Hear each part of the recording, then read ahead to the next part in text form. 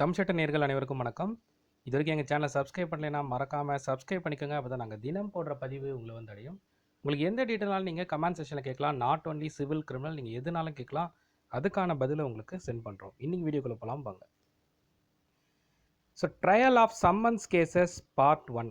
So இந்த particular செஷனில் part 1, அதாவது லாஸ்ட் வீடியோலேயே வந்து நான் சொல்லியிருந்தேன் சம்மன்ஸ் கேஸும் அண்ட் தென் வந்து சம்மரி ட்ரையலும் வந்து எப்படி வந்து கோர்ட்டில் வந்து நடக்கும், அண்ட் தென் வந்து அந்த சிஆர்பிசி செக்ஷன்ஸ்லாம் என்னன்றதை நம்ம ஒவ்வொரு வீடியோவாக பார்ப்போம்னு சொல்லியிருந்தேன். ஸோ இன்றைக்கி இந்த வீடியோவில் சம்மன் கேசஸ்க்கான சிஆர்பிசி செக்ஷன் 251லேருந்து 259 வரைக்கும் இருக்குது. அதில் நம்ம இன்றைக்கி ஒரு 5 செஷனோட டீட்டெயில்ஸை இந்த பார்ட் 1ல் பார்ப்போம். ஸோ நெக்ஸ்ட் வீடியோவில் பார்ட் 2ல் மீதி இருக்க அந்த 4 செக்ஷனையும் பார்க்கலாம்.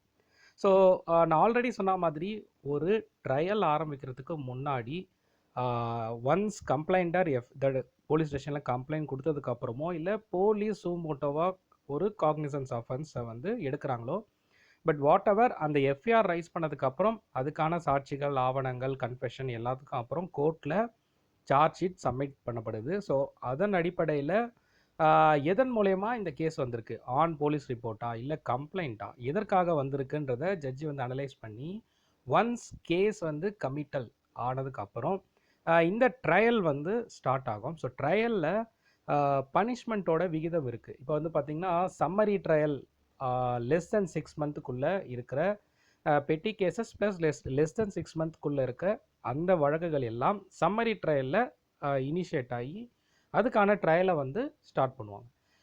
இப்போ சம்மன் கேஸுன்ற போது less than above 6 month and then less than 2 இயர்ஸுக்கான பனிஷ்மெண்ட், அண்ட் தென் வந்து இதில் judicial magistrate class 1 and class 2 இருக்காங்க. ஸோ கிளாஸ் 2 மேஜிஸ்ட்ரேட் வந்து பார்த்திங்கன்னா ஸோ கிரேட்டர் தென் 1 இயர், அதாவது less than 1 year and then 10,000 rupees வரைக்கும் ஒரு ஃபைனுக்குள்ளே ஒரு வழக்கை வந்து நடத்துவாங்க. அண்ட் தென் வந்து அதுக்கப்புறம் இருக்கிறத லெஸ் தென் 2 இயர்ஸ்க்குள்ளே இருக்கவங்க judicial magistrate first class magistrate அந்த வழக்கை வந்து எடுத்துகிட்டு அந்த வழக்கான ட்ரையலை வந்து நடத்துவாங்க. ஸோ இதுக்கு அபோவ் எல்லாமே warrant case and then sessions case. So இதுக்கான வீடியோ வந்து நம்ம ஆல்ரெடி போட்டிருக்கோம். நீங்கள் பிளேலிஸ்ட்டில் சிஆர்பிசின்ற ஃபோல்டரில் அந்த வீடியோஸை வாட்ச் பண்ணலாம். ஸோ இப்போது ஒருவேளை அந்த கேஸ் என்ன குற்றம் வந்திருக்கோ அந்த குற்றம் லெஸ் தென் 2 இயர்ஸுக்கான பனிஷ்மெண்ட் குற்றமாக இருக்கும்போது அதை சம்மன் கேஸாக எடுத்து அந்த வழக்கை வந்து விசாரிக்கலாம்.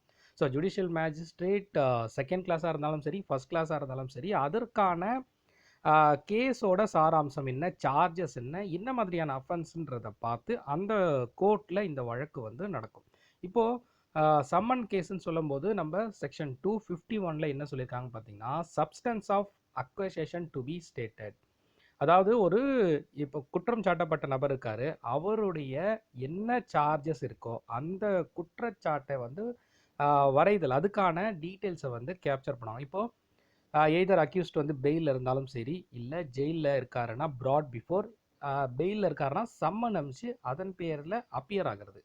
கோர்ட்டில் அப்பியர் ஆனதுக்கப்புறம் அந்த பர்டிகுலர் அஃபென்ஸில் அவர் வந்து ஜட்ஜி வந்து கேட்குறாரு, நீங்கள் வந்து இந்த அஃபென்ஸை ஒத்துக்கிறீங்களா? ஸோ ஒத்துக்கிறாருன்னு சொன்னால் அது என்ன அவர் டீட்டெயில் கொடுக்குறாரோ அதை ரெஜிஸ்டர் பண்ணி அந்த ரீசன் ஆஃப் கன்விக்ஷனை ரெக்கார்ட் பண்ணி அந்த கன்விக்ஷனை ஆர்டர் பண்ணிவிடுவார் ஜட்ஜ்மெண்ட்.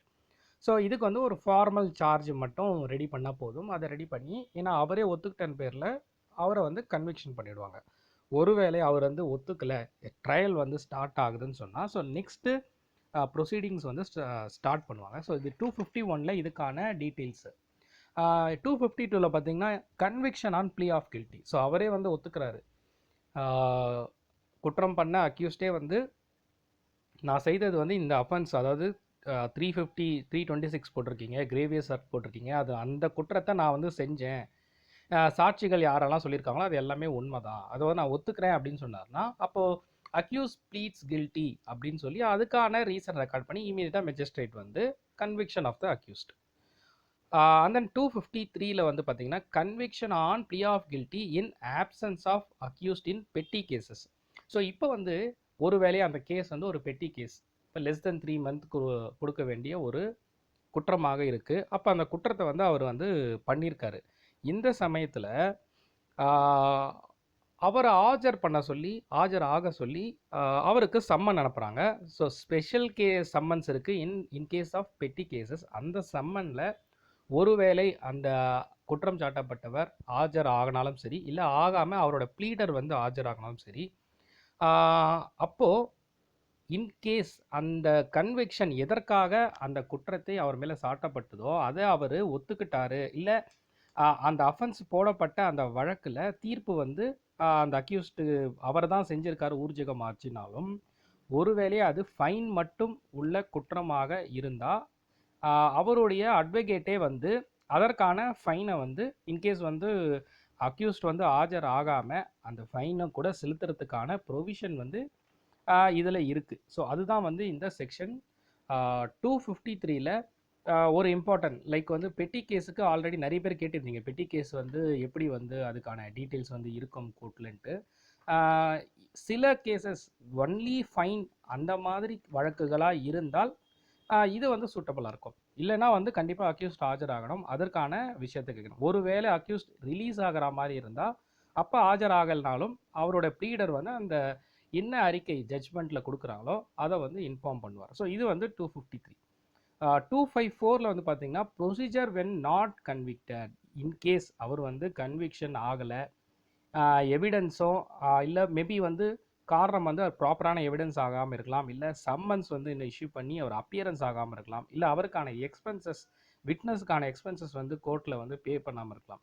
ஸோ இந்த பர்டிகுலர் திங்ஸ் மெஜிஸ்ட்ரேட் வந்து என்ன வந்து அந்த ஹியரிங்காக ப்ரொசீஜருக்கு நடக்காமல் இருக்கிறதோ அதற்கான அந்த ப்ராசஸ் நடக்காமல் இருக்கும்போது அதுக்காக நிறுத்தி வைக்கிறது இதில் இருக்க ஒரு subsection details. And then second வந்து பார்த்திங்கன்னா மெஜிஸ்ட்ரேட் மேபி திங்க் ஃபிட் அந்த prosecution accused on the application summon வந்து யாரை கேட்டாலும் அவங்களுக்கு டாக்குமெண்ட்டை ப்ரொடியூஸ் பண்ணுறதுக்கு, அவங்க வந்து அப்பியர் ஆகிறதுக்கு, இந்த மாதிரி விஷயங்கள் எல்லாத்துக்குமே ப்ரொடியூஸ் பண்ணுறதுக்கும் இதில் வந்து ஆப்ஷன்ஸ் இருக்குது இந்த 254ல். இப்போ இந்த 254ல் அக்யூஸ்டோ இல்லை அந்த விட்னஸோ இந்த ட்ரையலில் அவங்க என்ன ஸ்டேட் பண்ணுறாங்களோ அதை ரெக்கார்ட் பண்ணி இந்த சார்ஜ் ஒருவேளை கில்ட்டி ஆஸ் பர் 252ல் வந்து கில்ட்டி அக்செப்டட் சொன்னால் அவர் வந்து கன்விக்ஷன், இல்லை அக்வசேஷன் ஒருவேளை நாட் கில்ட்டி, இல்லை அந்த கேஸே வந்து அவர் மேலே போட்டப்பட்டிருக்க சார்ஜ் வந்து தவறு அப்படி டிஸ்சார்ஜ் ஆனாலும் சரி, அந்த சென்டென்சஸ் மூலயமா அவர் வந்து நிரூபிக்கப்படலாலும் சரி, மேபி அக்யூட்டல் இன்கேஸ் வந்து அவருக்கு அக்யூஸ்டுக்கு சாதகமாக, தட் இஸ் வந்து கம்ப்ளைண்டருக்கு சாதகமான ஒரு சூழ்நிலை இல்லை, அக்யூட்டல் எதிரி மேலே எந்த ஒரு குற்றமும் இல்லைன்னா அவர் வந்து அக்யூட்டல். அப்படி இல்லை, எவிடன்ஸ் எல்லாம் பக்காவாக இருக்குதுன்னு சொன்னால் அவர் வந்து கன்விக்ஷன். இதுதான் வந்து 255ல் கொடுத்துருக்க டீட்டெயில். ஸோ இன்றைக்கி நம்ம இந்த பார்ட் 1ல் இந்த 5 செக்ஷன்லேயும் ஒரு சம்மன் கேஸ்க்கு எப்படி வந்து சம்மன் அனுப்புகிறாங்க, அக்யூட்டல் ஒருவேளை கில்ட்டி ஆனால் எப்படி கன்விக்ஷன், அக்யூட்டல்னால் அதுக்கு என்ன ப்ரொசீஜர், அண்ட் தென் அப்பியரன்ஸ் ஆகலை பெட்டி கேஸுக்கு எப்படி வந்து ஃபைனை பே பண்ணுறது, 254ல் வந்து ப்ரொசீஜர் வென் நாட் கன்விக்ஷன் ஆகலைன்னா அதுக்கான சப்செக்ஷனில் என்ன சொல்லியிருக்காங்க, அண்ட் தென் அக்யூட்டல் ஆர் கன்விக்ஷனில் 255ல் என்ன சொல்லியிருக்காங்கன்றதை நம்ம ஓவர்வியூ அதன் டீட்டெயிலாக அந்த செக்ஷன்ஸில் என்ன சொல்லியிருக்காங்கன்றதை நம்ம இன்றைக்கி பார்த்தோம். ஸோ வேறு எந்த டீட்டெயில் உங்களுக்கு வேணாலும் நீங்கள் கமெண்ட் செக்ஷனில் கேட்கலாம். நாட் ஓன்லி சிவில் கிரிமினல் எதுனாலும் கேளுங்க, அதுக்கான ரிப்ளை உங்களுக்கு பண்ணுறோம். ஸோ அடுத்த வீடியோவில் உங்களை சந்திக்கிறேன். நன்றி, வணக்கம்.